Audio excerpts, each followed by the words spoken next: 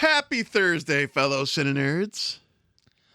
I'm JP. And I'm Ryan. We're here. We're your CineNerds. Yes, and today we get really cinematic in nerding out. I think that makes sense. Yes, that'll work. Nerding out. And by that, I mean JP gave a really interesting one for me. He wanted to do a top 5 episode for the best low budget independent directors. And for me, I explained to JP this earlier, but I'm going to tell you guys, when I first started this podcast with him, I was more of just a movie goer. I would just go and watch movies. I wasn't paying attention to the nit and grit and the details, like the director, the cinematography, the people who are doing the makeup, all the behind the scenes stuff. I wasn't paying attention to that. Now I look at every little piece because I'm getting more into this, and I feel like you guys are getting more into this with us. So it's fun to have these kind of things. So when JP presented this was an instant like, okay, I'm gonna have to do some work for this one. I'm gonna have to really understand this one and dig in this, because I'm just starting to like, and Andre Leon, for instance, with Terrifier, like just to talk about him for a second, like that's the depth of what I know coming into this in this last year, because I've seen him grow and work with low budgets, and he's an amazing director at what he presented to us with Terrifier. We've talked about it a multitude of times. So that was like a good starting point, but then I had to go down the rabbit hole and really understand these directors and what their challenges are and what budgets they have to work with and where they end up with this. So it was a pretty fun task. So thanks for the little research project. And I'm going to go ahead and say, since you already mentioned Damien's name. Oh, God, did I say? I did not include him on my list. I don't think that he's put enough out yet to be part of my list for this episode. Well, and you have probably more background knowledge than I do on low budget directors so I do, and there's a lot of directors I didn't even add in as honorable mentions, because when I really thought about this episode, like I was thinking this name, this person, and so I made this list pretty small, and I kept it small and tight because these are my personal favorite low budget directors, low budget indie directors. So, and everybody on my list has been in the industry at least 25 years, probably the youngest. I don't know how many years my guys have been in, but I got a good list. I can say one of mine has probably been in the industry for 50 plus years. So yeah, I don't see the point. You need to have a catalog for me to had included you within my list. So you had to have a catalog, and you had to have a catalog of some pretty cool fucking films. They don't have to be Avatar, but they need to be really cool films. I feel like you and I might have the same first place. That's all. I doubt it. I have a feeling that we do not. Okay, well then we'll see when we get there. My first place is definitely on your list, I have to guess. So we'll get there. All right. Rock, paper, scissors? Before we get to it, CineNerdsPodcast.com. I'm so used to doing this at the end still. Yeah, we're doing it now. Before we dive into the list, share the CineNerdsPodcast.com to your socials. Share this video. Share it. Our written reviews on our website. Hey, our shop, you can order a nice little hoodie. I need to actually change our logos also on our hoodies and stuff, so you'll actually have to update a logo, which I'm going to do soon. As soon as me and Ryan actually agree on a new logo. I think we're already there. I think we're there? JP's been killing it with the logo. We're getting it there. I think it's in a sweet spot. We can fine-tune and go from there, but we're almost there. So I'll probably be doing some new designs on the shop, so keep that in mind too. CineNerdsPodcast.com. Sharing is caring. So, rock, paper, scissors? Sure, let's do it. Rock, paper, scissors, shoot. Rock, paper, scissors, shoot. All right, you can go first. So my number 5 low-budget director is Stuart Gordon. See, I don't know who that is, so that's all right. School me. What we got? So Stuart Gordon has been around since Well, his first directing credit is 1979. However, his second directing credit, oh, you may know this little film, this 1985 gem, The Reanimator. Then he went from there in 1986 and did From Beyond. He did From Beyond. He did the 89 film Robot Jocks. He's done The Pit and the Pendulum. He did Fortress. He did Castle Freak, Space Truckers, um, Dagon, which was a H.P. Lovecraft Mhm. film. I know some of these films for sure. I just didn't He's know him. he's done episodes on the Masters of Horror with John Carpenter and all of them. He has a really really cool catalog, and he has been around for years. And he don't direct a lot. Um he does a lot of writing, and he still does, I think, a lot of producing. Um, so yeah, but I mean, he's been a writer for like The Dentist, the movie for like the Dentist movies. He did the screenplay for the '93 Body Snatchers. He did the story for Honey, I Shrunk the Kids. So this guy has done a little bit of everything, not just horror. I mean, one of my favorite kids movies right here. He wrote it. Honey, I Shrunk the Kids. That's a notable one right there alone for me. Dude, I was in such fat kid heaven when I first saw that because I was so mad that the ant got that much oatmeal cream pie. I know, Such right? like just it was basically you could walk into the oatmeal cream pie filling and just lick and eat and whatever. And they're Jesus taking it by Christ! the Oh my handfuls. God, I love oatmeal cream pies. One of my weaknesses. So yeah, Stuart Gordon. I think that he's just one of those guys. Just for Reanimator and From Beyond alone, he is a notable guy. But the catalog of stuff that he's done, is great. I'm just gonna say this: you're not gonna be happy with my number 5. Based on everything he already said going into this whole episode, you're not gonna be happy. So, but I have a really good reason. I'm picking Damien Leone from Terrifier for number 5. Again, I'm not as well versed as JP in understanding the subtle details and subtleties of the movies with the directors, but when he told me the low budget and independent directors, that was what for me. I feel Damien Leone is the quintessential low budget independent director who's crushing it, and he's setting an amazing example right now for other filmmakers. And so that's why he was so quintessential for me. So Terrifier 1, 35K budget, 421K is what it made.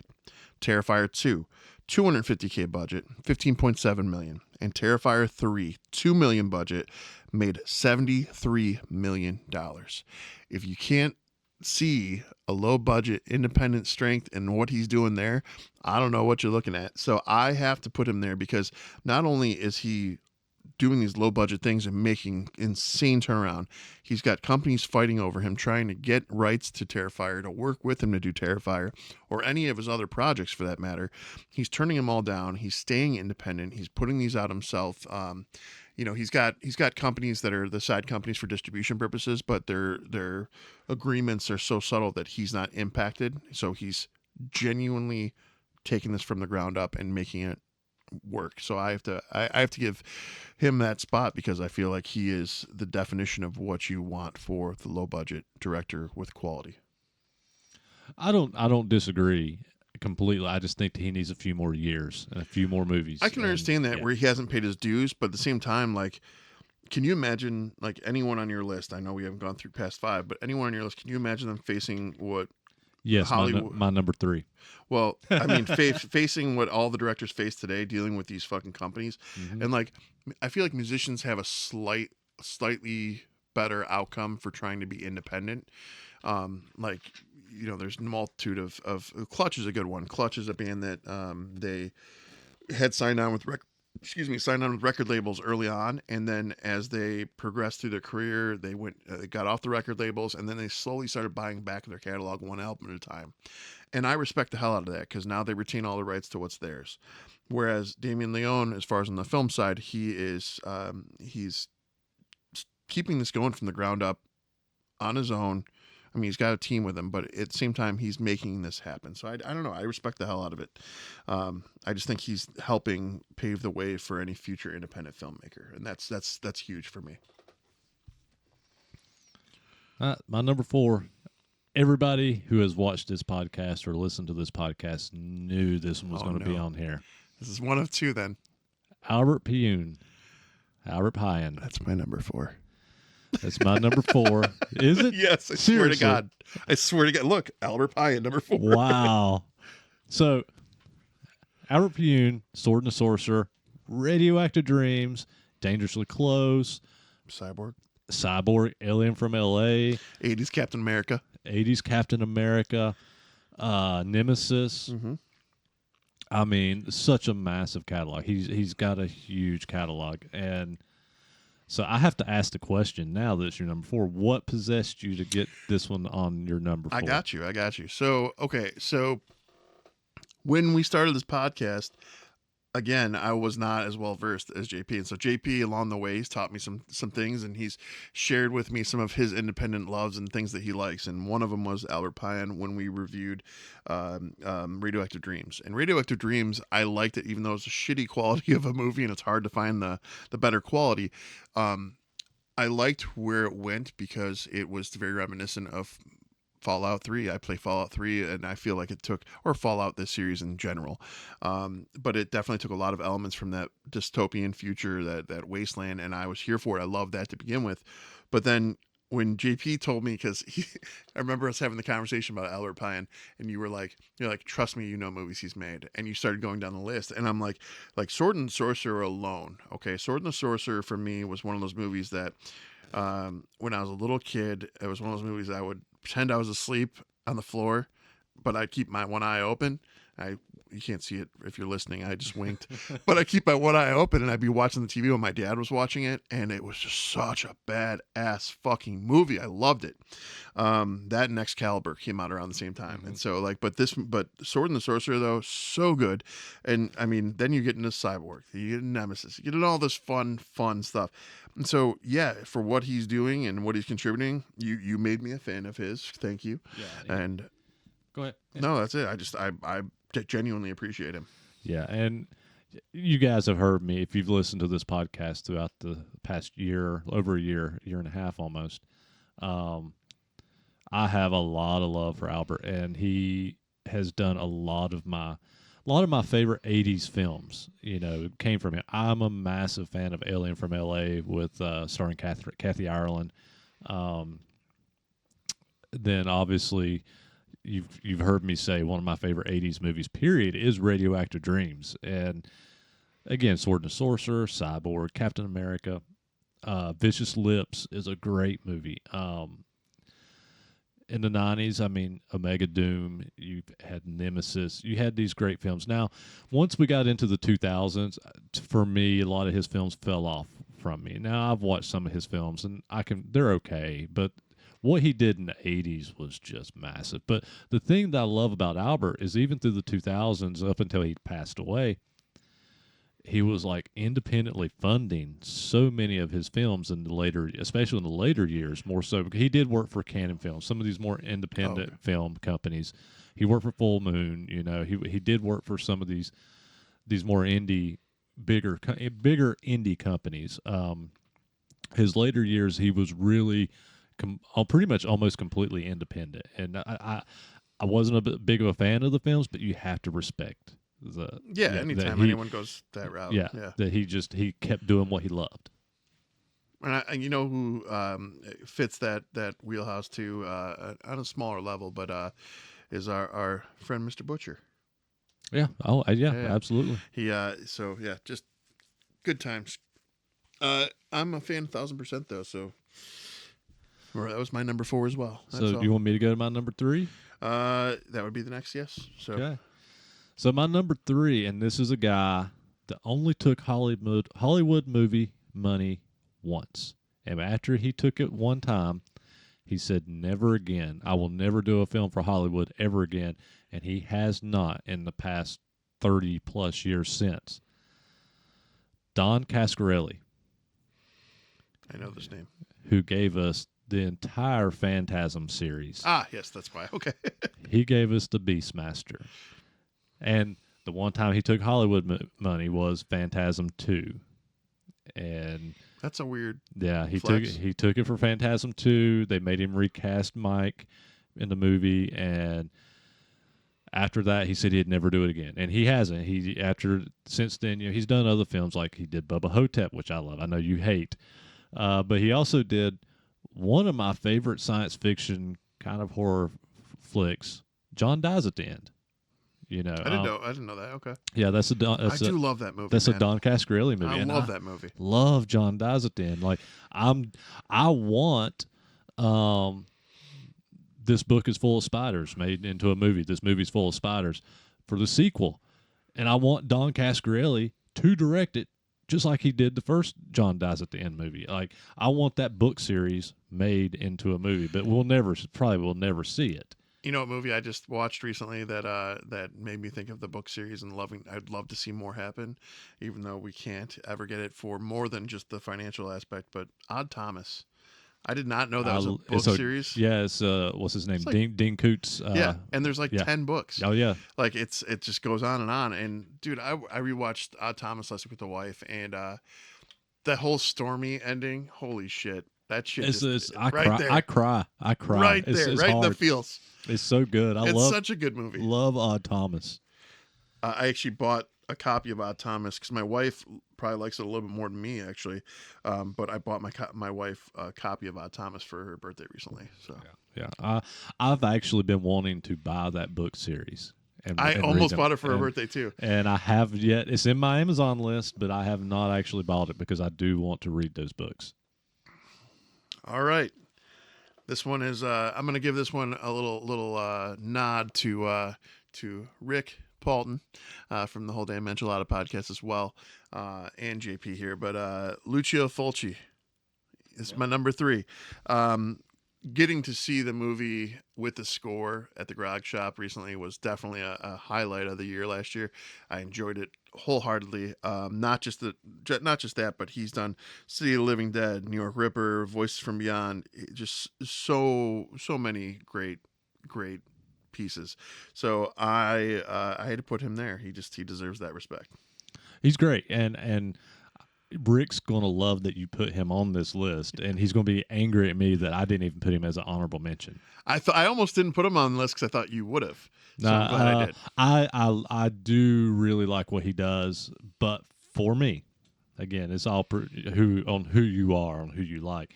He is not even in the top 10 for me. Now I enjoy his films.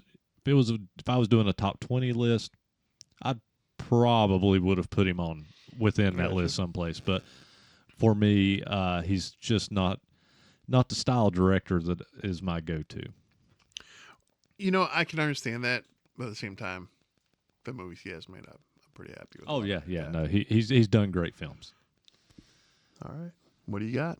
Okay, my number 2, and my number 2 almost was my number 1. I got something similar, but go ahead. Because my number 2 is actually, if I was to do an all-time favorite director, he would be within my top 2, if not number 1. Danny Boyle. Oh, that's not what I thought you were going to say. Okay. Danny Boyle. And Danny Boyle is one of these directors. He's done a little bit of Hollywood films, but most of his films have been independent. He's kind of one of those guys that was in the forefront with Kevin Smith and Quentin Tarantino in the 90s, kind of pushing these more indie style films out and making it really easy, not easy, but paving the way for future indie directors that came after him. But the thing with Danny Boyle for me that separates him from Kevin Smith and even Quentin, Danny Boyle's never done a bad movie in my eyes. Like, I think everything Danny Boyle has done has been. I honestly think if I was to do a top 10 favorite film list, they would probably be at least 3 of his films within that top 10 list. And I can't think of another director other than maybe John Carpenter that would have that many films within a top 10 list of all time. If you don't know who Danny Boyle is, he's done Train Spotting. He's done Sunshine. He did 28 Days Later. He did Yesterday. He's included on a different list of mine that we'll get to another time. He did oh God, I mean, there's so many. He's done so many great films, and none of them have ever been bad. And multiple of his films are just some of my favorite films of all time. And we've talked about him in the past. Like we recorded an episode a while back where you came over to record, and I was upstairs watching Train Spotting. Yeah, you know, right when I got through the door, he was watching Train Spotting. And if he mentioned the movie Sunshine, if you're a sci-fi fan and you have not seen the movie Sunshine, I highly, highly recommend it. It's an independent film, won numerous awards. Was at Sundance, right? Mm-hmm. Pretty much all his movies are always at Sundance. Yeah, but I don't know. Sunshine, that one really, like, I love all of his movies, don't get me wrong, but like that one is just so spectacular and beautiful too. Well, and a lot of people missed it. That's one of his films that a lot of people missed. Cillian Murphy's in that too. Sure, there's Peaky Blinders out there, Oppenheimer fans, 28 Days Later, all Chris that. Evans is in it. Yep. So yeah, it's a great cast, and it's just and you go back to Train Spotting. I mean, you got Ewan McGregor, and one of my top 10 easy actors, by the way. Ewan McGregor's amazing. So, and I mean, Danny Boyle essentially made and really kicked off Ewan McGregor's career with Train Spotting. I think he was doing stuff before that, but that movie blew up, and that movie kind of solidified Danny Boyle and Ewan McGregor within mainstream. So, yeah, it's that's my number 2, and there's the only reason he wasn't my number 1 is because when I tell you my number 1, you're gonna understand why. Almost was my number 1, also became my number 2, because when I thought about it, I kicked myself in the ass and number 1 got chosen. But number 2 is going to be Sam Raimi. He's an honorable mention. He did not make my top 5. I mean, I have to give respect where it's due because Evil Dead, right off the rip, I'm sure there's no one listening to this podcast that is not familiar with Evil Dead. Evil Dead 1, 2, Army of Darkness, Spider-Man. I mean, there's numerous things here. Sam Raimi is just an amazing director and knows how to get his shit done. Darkman. Love Darkman. Wasn't he on Sequest too? Was he an actor on Sequest? Sam Raimi? Yeah. Was he? I think he was. I don't know about that. Yeah, Sam Raimi was an honorable mention on mine. I did not put him within my top 5 because he went a bit more Hollywood. But even though he is known for being obviously the indie writer-director for Evil Dead and Darkman and there's a bunch of other stuff in between that he's done. You know, Sam's had a great career, and he's done. I mean, obviously, you guys know I'm a massive Evil Dead 2 fan, and Army of Darkness, and Ash vs. Evil Dead. So he ended up being an honorable mention for mine. I can understand why you would put him as a number 2. Oh no, and I don't want to know who the actor is who I'm thinking of. You think about his brother Ted? I don't know. We're gonna find out here though, because I'm gonna look this shit up because we got this technology in our hand. Cell phones. So I don't know if I should go to my number 1 or wait for him to look up Sequest. Yeah, I have to look up Sequest now. No, it's Ted Raimi. You're right. Is it Ted? You called it. It's Ted. Yeah. Ted Raimi. They look a lot alike when they're younger, especially. Well, they're brothers. Yeah, but Sam's definitely got filled out a little more than Ted. We'll say that.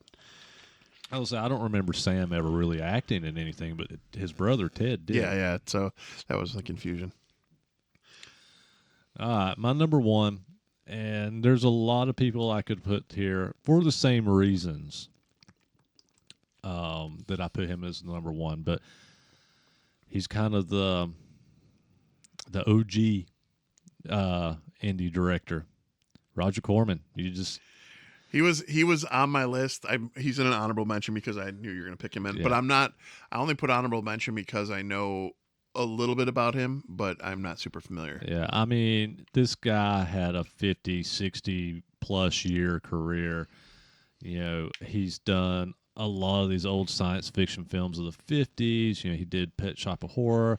He did the original Death Race 2000.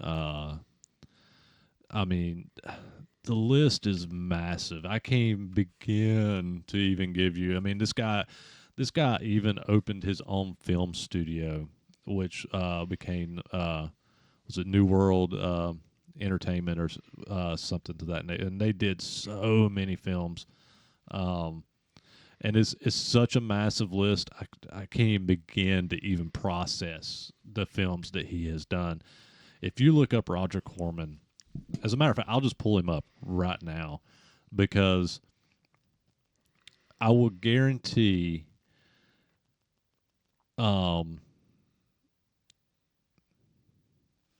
his his film credits are massive. Yeah, producer of 491 films. One of those from his studio. He didn't direct this one. This was produced by because it was his film studio. Silence of the fucking Lambs. But you go back to his what he directed. Um, he started in the 50s and he did all these old like science fiction horror films of the 50s, like the nuclear age. You like to think about the beast with a million eyes. He had a healthy life too. He died in his 90s. Yeah. He's died a year or two ago. Yeah. It's recent. He did the movie The Beast with a Million Eyes, Apache Woman, Swamp Woman, The Undead. Let's see here. He did the original Little Shop of Horrors with what's his name? Joker.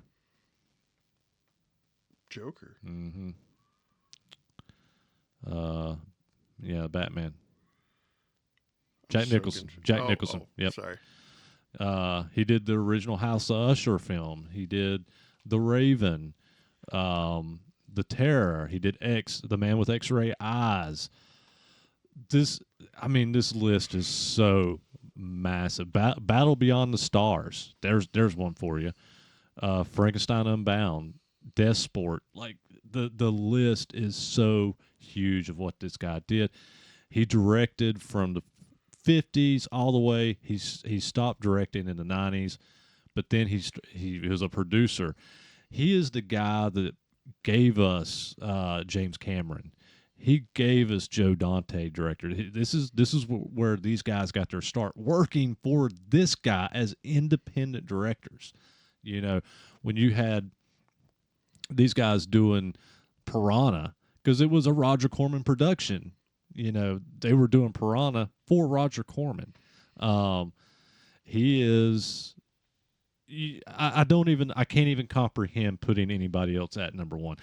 Is there other directors I enjoy their films more all day long, but you just can't deny what Roger Corman did for independent film since the 50s, and even until his death, he was still, producing and getting independent films out.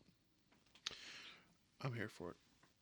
Yeah, I was debated putting him in my list again. I was like, no, he's gonna pick him. All right. My number one. Do you know the budget for Halloween? I did, but it wasn't much. The original Halloween, Yeah. I want to say it was like $2 million. No, it was 300,000. You are right. Yeah. Yep. And then it ended up making 70 million at the box office.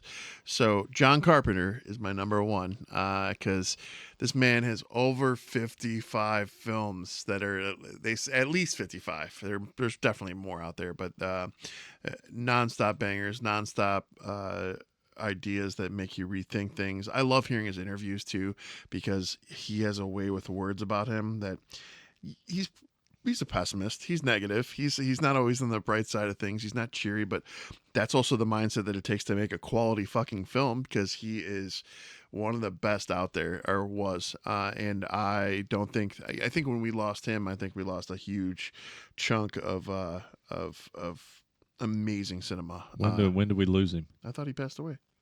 No. Yes, he did. No, he did not. Roger Corman is very much alive I'm and not well. talking about Roger I Corman. mean, not Roger Corman. John Carpenter. Okay. John Carpenter is very much. Corman's definitely dead. No, Corman's dead. John Carpenter is very Well- much alive. Wait, no. I'm mixing it up. Who'd we lose? That was the other horror icon. Wes Craven. Yes. Yeah. But regardless, Carpenter still. Breathe, guys. Yeah. Whoa, John Carpenter is still with whoa, us. Whoa. False, Regardless. false Yes. news. Yes. I still the same everything I said, but he's alive.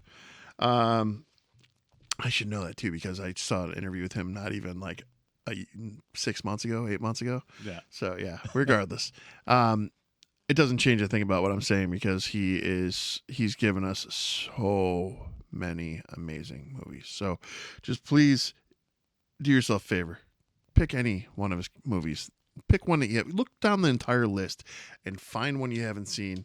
You probably have seen a lot of them, but pick one that you haven't seen this weekend and watch it. Just because I'm starting to do that. I'm starting to go down the list and just anything that I haven't seen by him, I'm starting to give those watches as well. Because every time I watch one of his movies, I feel like I missed out. I feel like I didn't see cinema doing what it should be doing. And there's been a few of those you've rewatched or picked up because of me. Let's be honest too. Like, especially like more often lately, it's become a thing where I've been telling JP this is a second watch, but my first watch was like 20 years ago. Those things matter because you're seeing it through. It's almost like seeing it all over again through a fresh set of eyes. Because the things I know now that I didn't know then, and vice versa. Like there's so many different elements when you're watching a film unfold. So. Hell, even a couple weeks ago, we talked about Idiocracy and how we had watched that once before, and you said you watched it the second time, and it was and I hated it. Hated it. Yeah. The third time, you liked it better because it was relevant. Yeah. So you never know. Movies can always change and grow with you, or wherever you're at in that moment. But John Carpenter, he's it. Any honorable mentions? I got a few. I've got some. So my first one, I'm gonna pull his. I've got his IMDb up. Charles Band. Not familiar. Oh, you will be. So Charles Band, he worked for Full Moon. I think, as far as I know, he still works for Full Moon, but probably He's not dead. he is not dead. He is still with us. Actually, he has a studio or something in Cleveland. Oh, nice. Yeah. So you guys would know him from a lot of his Full Moon movies that he did. He did some of my favorites, which was one of mine was Trancers. I love the Trancer movies. He did Trancers 1, and I believe he did Trancers 2. Yeah, he did. He did the third sequel to Robot Jocks, Crash and Burn, which I'm a fan of. I've talked about that one in the past. You have. He did Dr. Mordred. He did Prehysteria. He has worked on. Make sure do I have which because he should have. I thought he directed, but he produced the Puppet Master movies. I thought he actually directed Puppet Master movies, but I guess I was wrong maybe on this. Or maybe he did some of them. Yeah, he's directed some of the Puppet Masters, Ginger Dead Man, Evil Bong. Like his list of just Full Moon production films that he's done is massive. Like Charles Band is pretty great. My first honorable mention is so this is a learning element for me too because I didn't know I know the movies, I didn't know who had done them.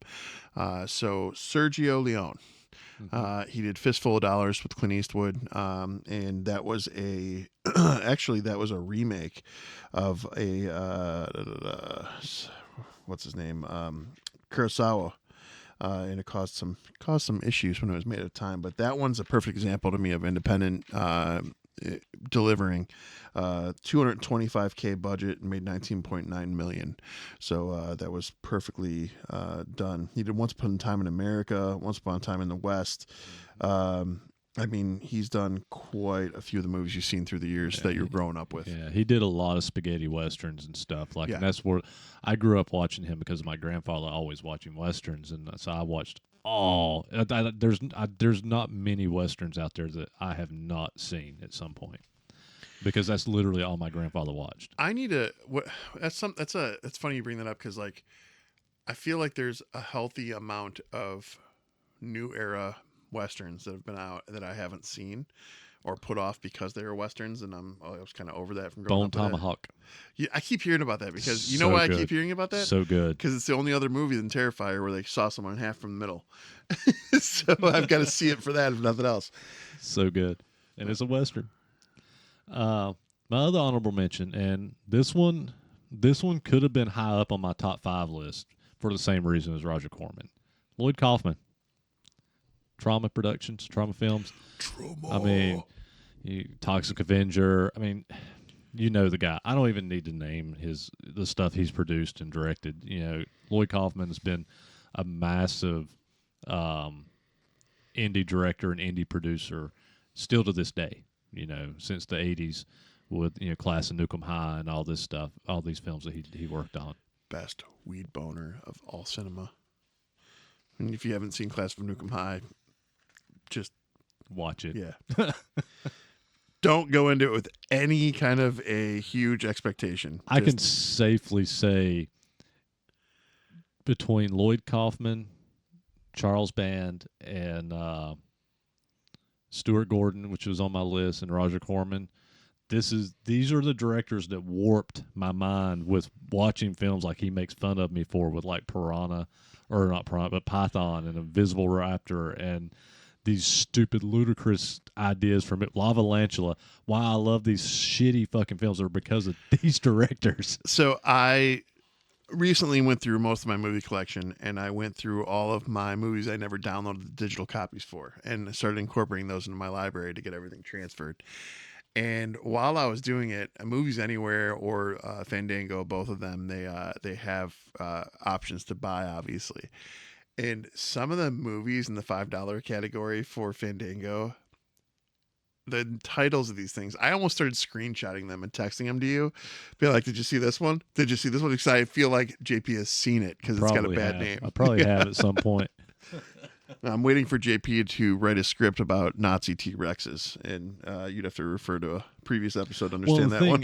the thing is that's kind of happened with Iron Sky 2, where you had Hitler on a T-Rex. See what the fuck I'm talking about? See what I'm dealing with? That's going to happen in such a... And he can give the exact date and time it was made. And anyways. Am I up for another one? Yeah. Okay. Yeah. Let's go with... I already mentioned him before because of the remake, but I'm going to go with Kiyoshi Kurosawa. Sorry. I just wanted to say it with that accent. Serpent's Path, Pulse, Cure, Sweet Home.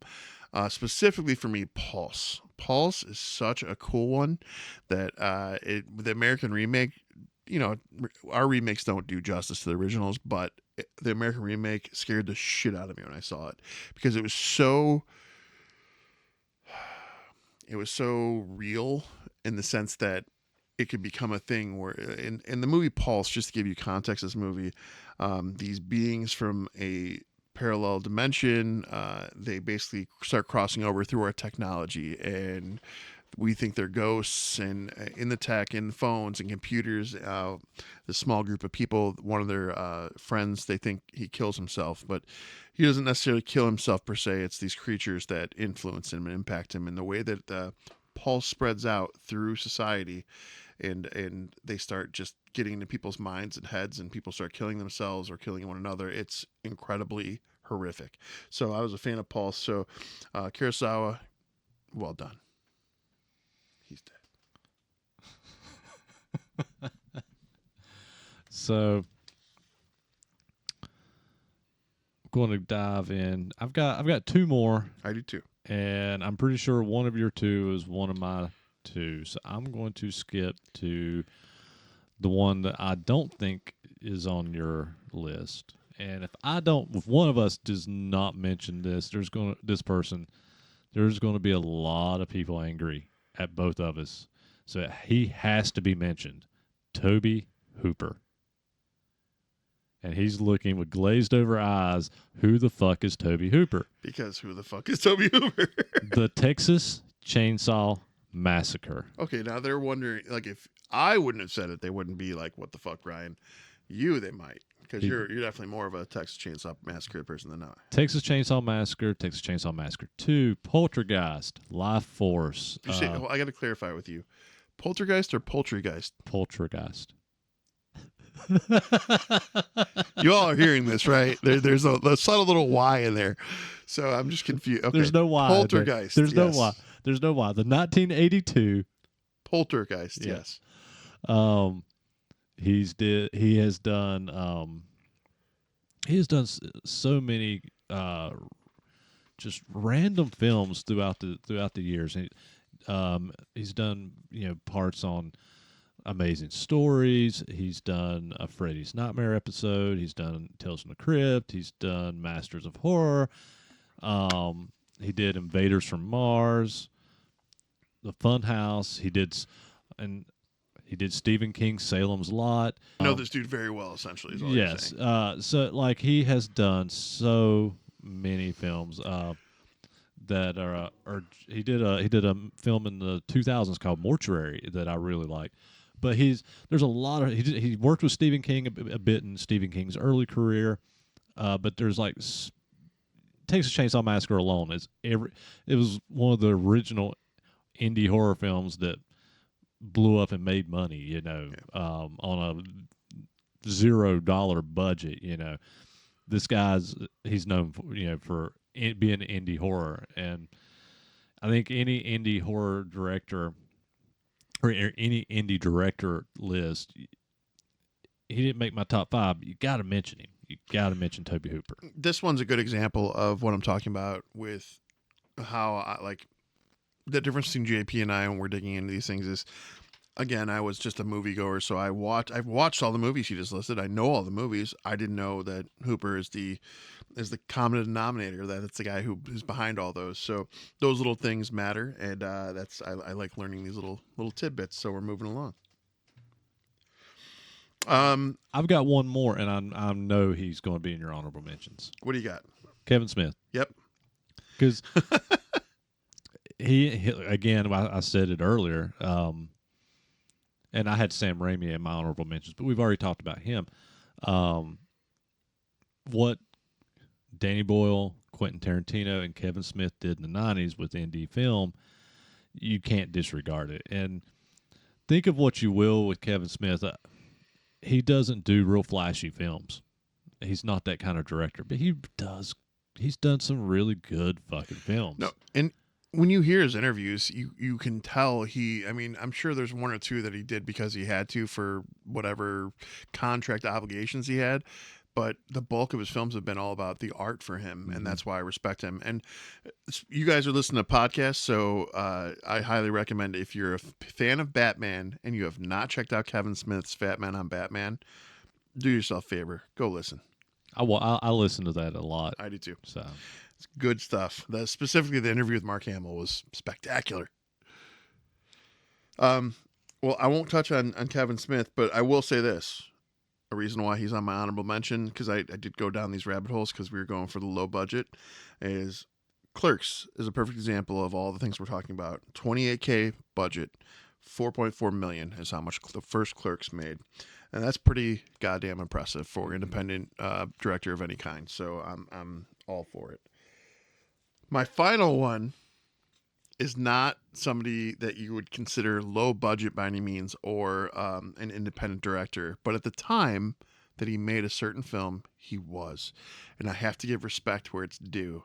So I'm sorry for those of you who don't consider him part of this category, but fucking George Lucas. I knew you were going to go there. THX 1138. So I think it's a foundational sci-fi film. I think it's amazing. Dystopian future, amazing. Just a great sci-fi film. Another example, though, of a $777K budget, $2.4 million. First film ever that George Lucas did. I think he even did that in college, too, didn't he? Yep. Just before he stole Hidden Fortress's whole storyline. Yeah. I won't get into that. It's a whole other episode. Well, you know what? We we have never touched on Star Wars, like other than the TV series. Like we've never done We the have movies. not done the we movies. were gonna force James to do those, so I don't know if we're gonna. We might just have to dig into these. Yeah, we've never done the movies.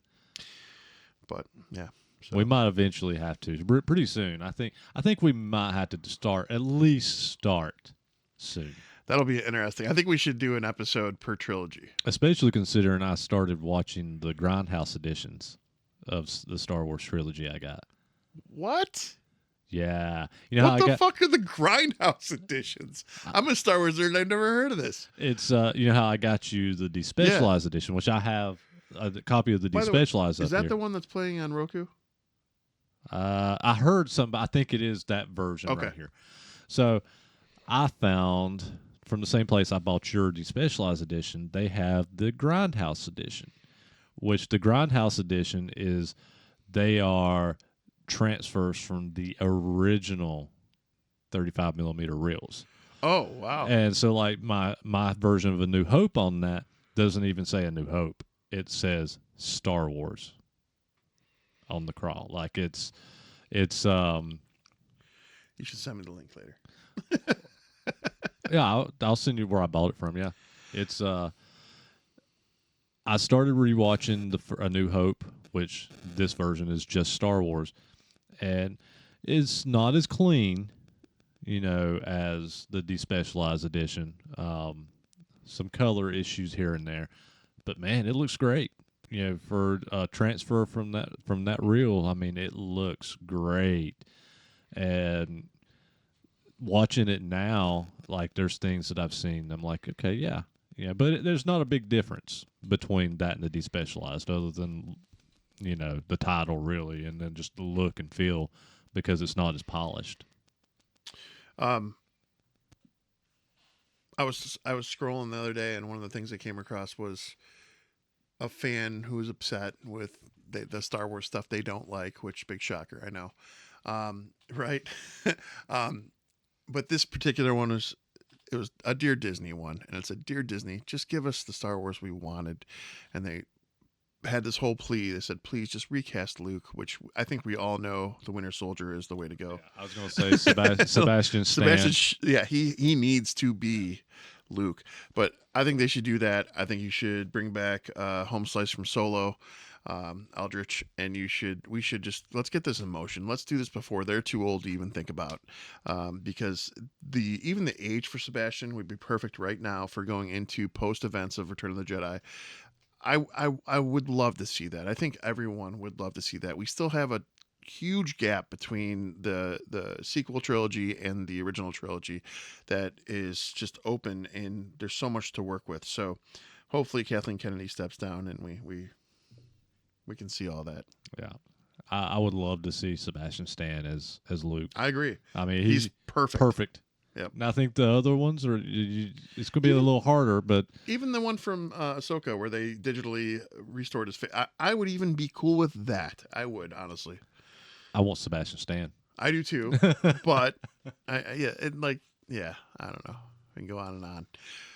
We will shut up finally. I know that's a big thing. Well, I'm not even going to give honorable mentions because we have talked about so many films within this episode with the directors.